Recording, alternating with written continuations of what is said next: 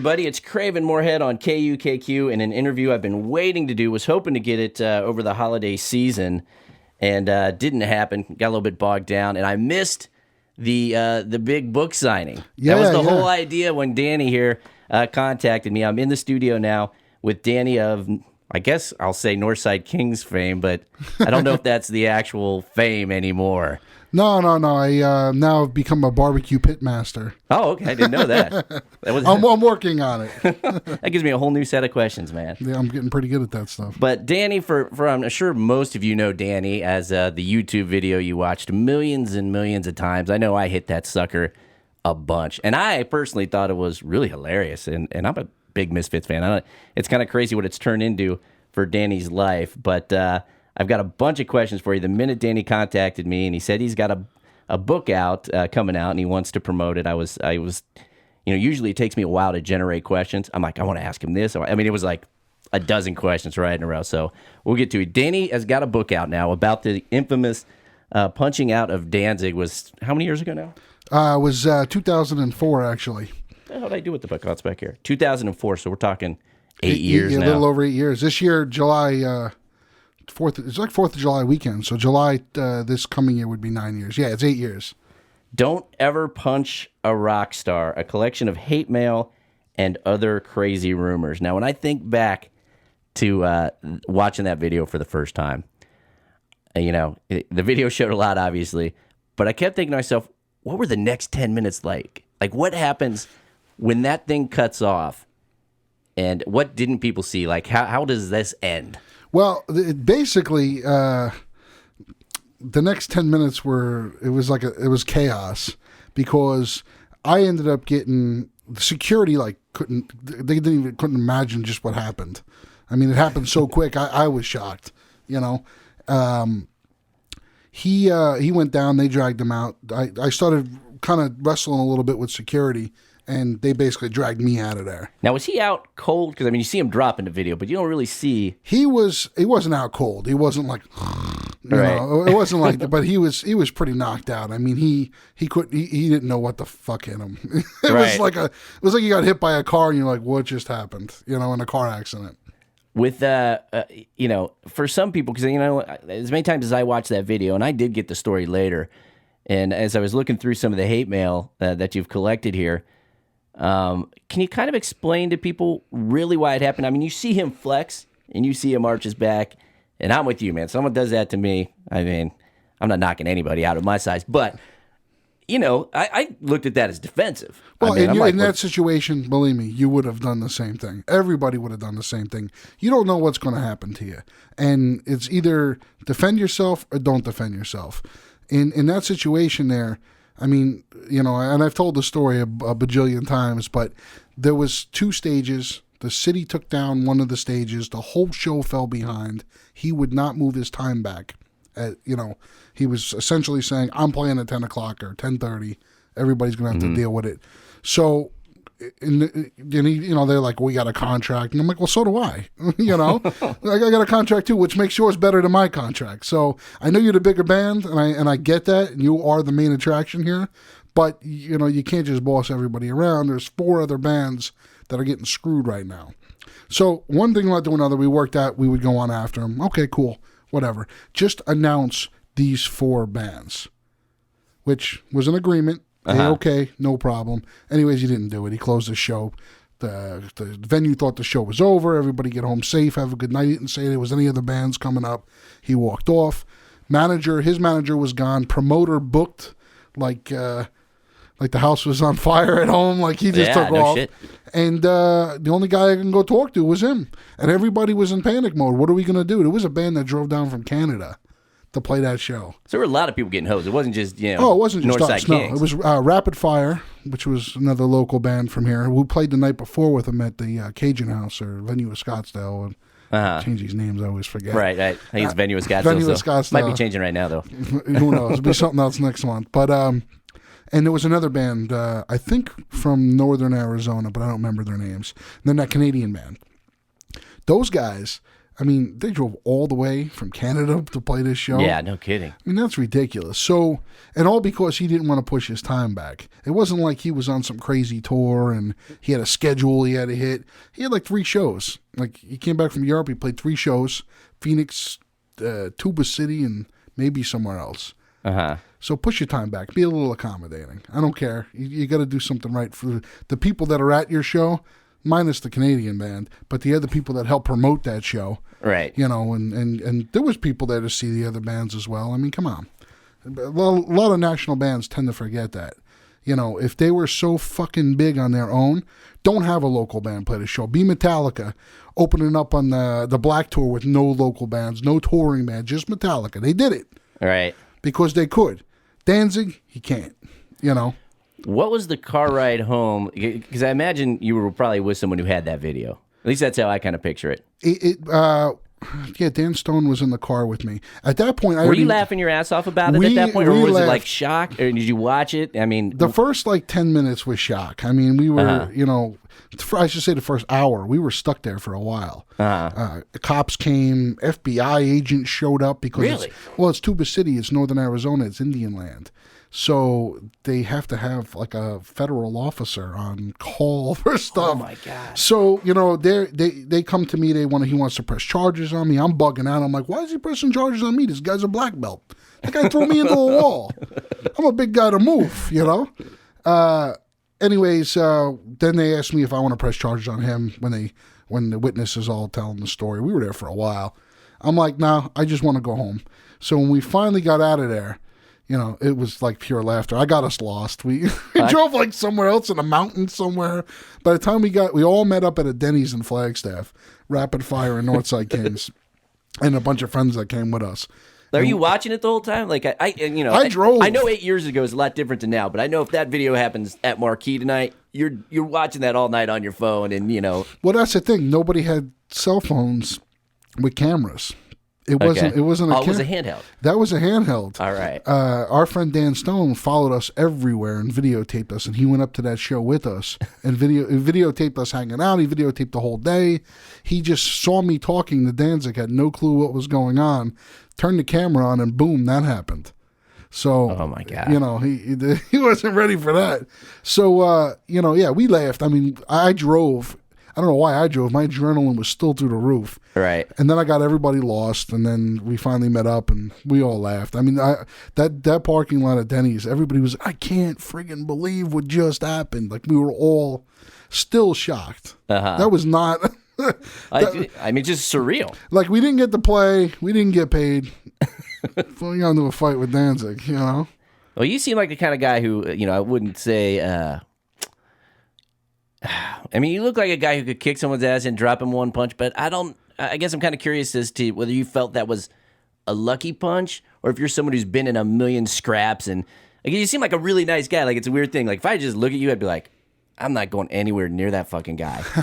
You know what I mean? And especially if you've seen the video. But then I kind of wonder, you're such a nice guy and I wonder, I'm like, well, how much of that might have been a lucky punch than just throw a haymaker and it just caught and now, maybe all this craziness wouldn't have happened. It was a lucky punch.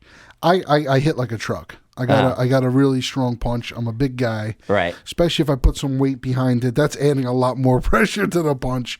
But the punch was sloppy. I mean, it was a quick reaction. It's like if somebody throws a ball at you and you put your hands up real fast to either block it or catch it. That's what that was. And you could see the way I threw that punch. I'm not like any kind of a skilled fighter or anything.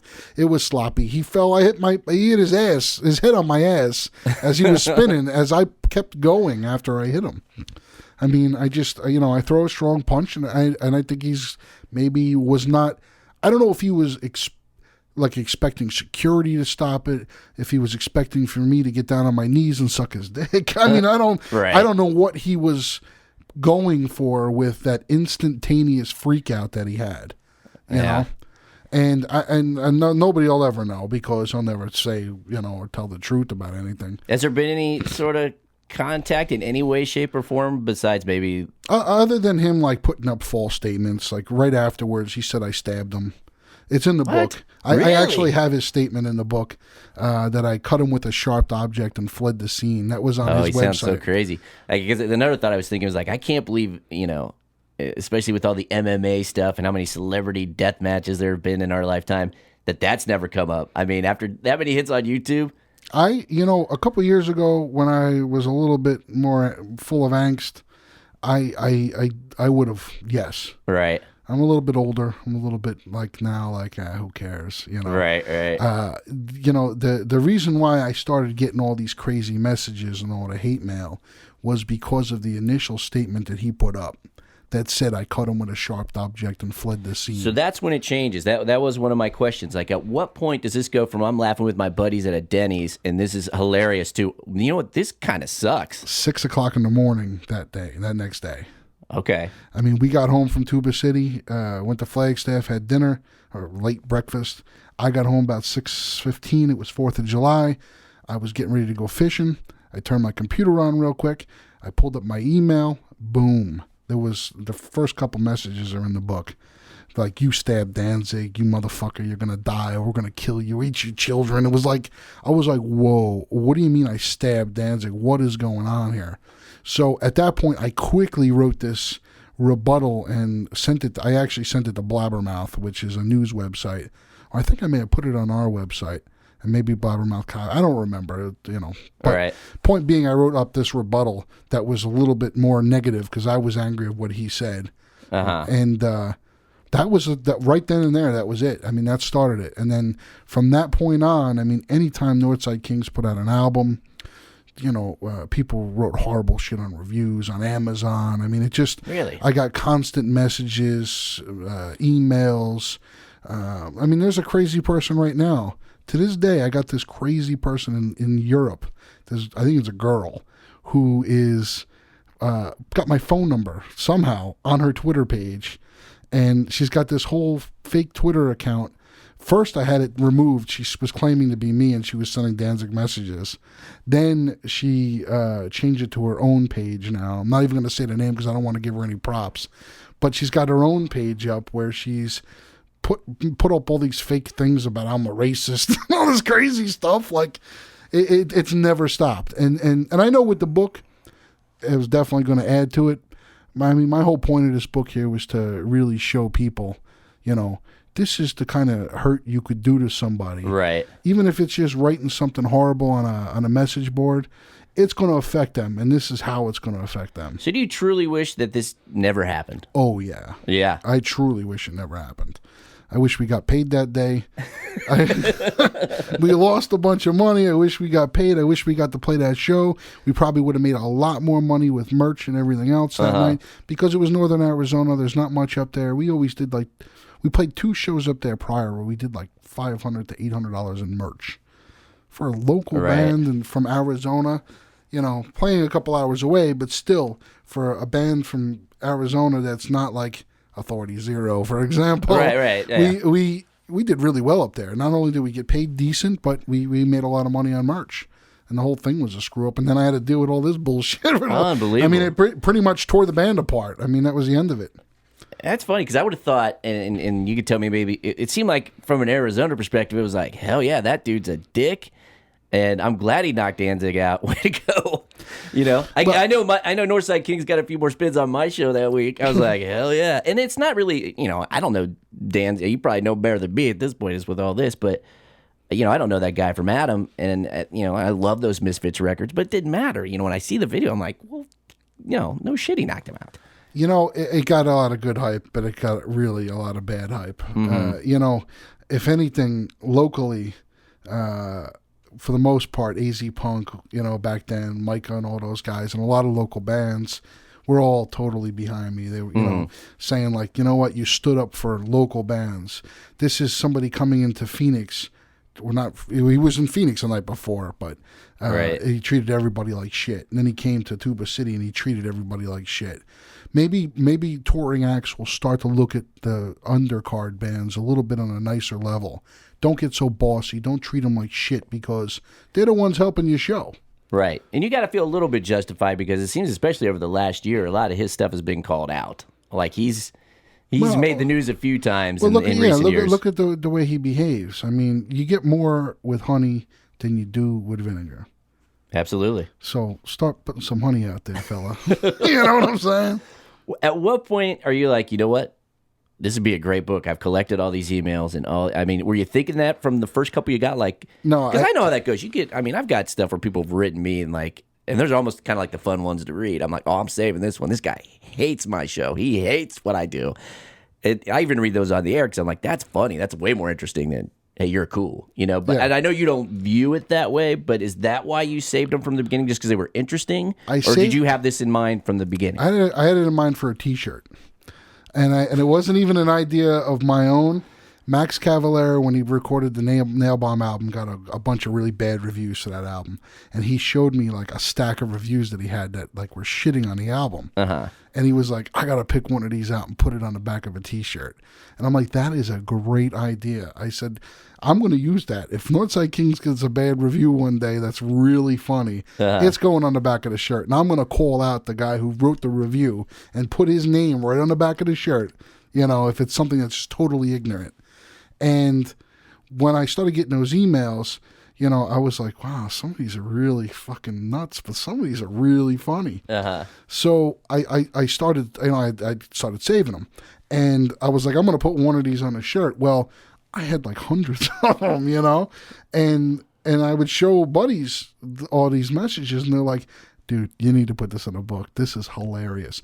Nobody has a book out there with like horrible messages about them. It's not out there. So I kind of wrote an autobiography of years of playing in a small band and the crazy stuff that happens, you know, through the Danzig thing. And I mean, this book represents a lot of the Phoenix music scene from the late 90s through 2008.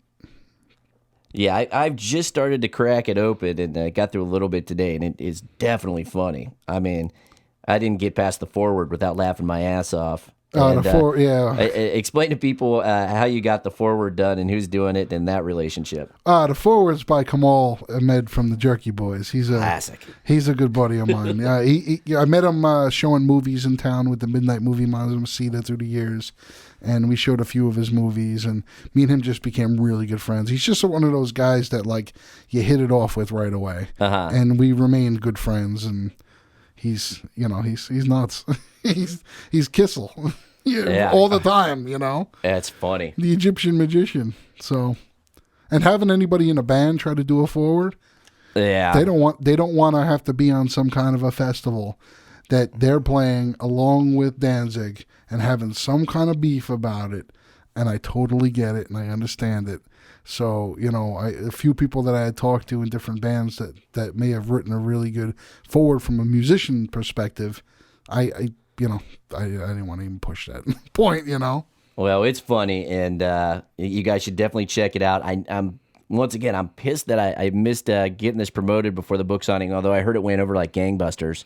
I just talked to some folks and said it went really well. Yeah, we sold out really fast. That's exactly what I heard. And so let's just tell people where to get it. And are you going to do any more signings, or is that done for a while? I'm going to do another signing, but not till August. I'm going to be at that Hell City Tattoo Festival at the Biltmore. It's like the August 23rd. That doesn't even sound right, man. A Hell City Tattoo Festival at the Biltmore. I know. How does that happen? It is awesome. It's like a crazy party. I mean, tattoo artists from all over the world. It's nuts. There's bands playing. I know Broloaf is playing. Those dudes are hilarious. Yeah, and imagine them at a tattoo festival at Biltmore. How ridiculous they're going to be.